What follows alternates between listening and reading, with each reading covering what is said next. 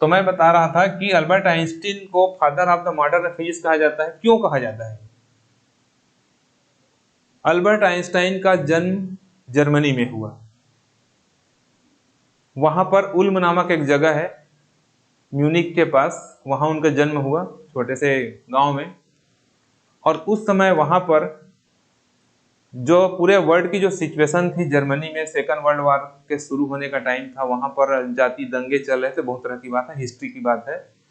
उससे प्रताड़ित होकर, परेशान होकर वो अमेरिका शिफ्ट हो गए, वहां पर रिफ्यूजी हो गए, शरणार्थी हो गए और अमेरिका चले गए।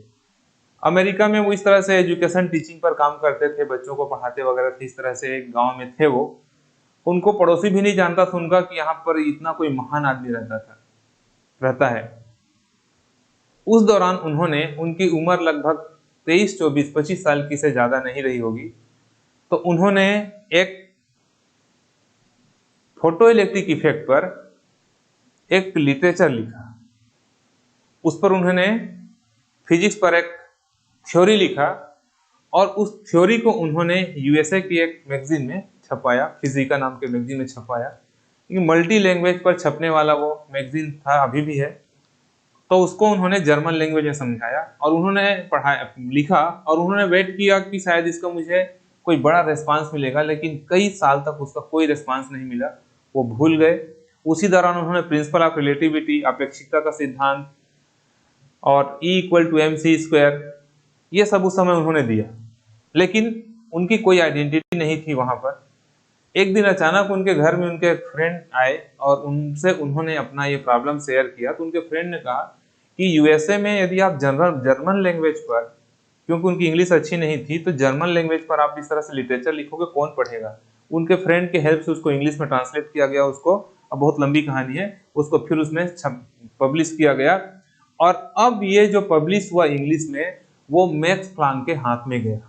मैक्स प्लांक ने जैसे ही फोटो इलेक्ट्रिक इफेक्ट के बारे में पढ़ा, तो तुरंत उन्होंने आइंस्टाइन को खोजा, उनको सर्च किया कि कहाँ है, कौन है, और वो आश्चर्यचकित हो गए।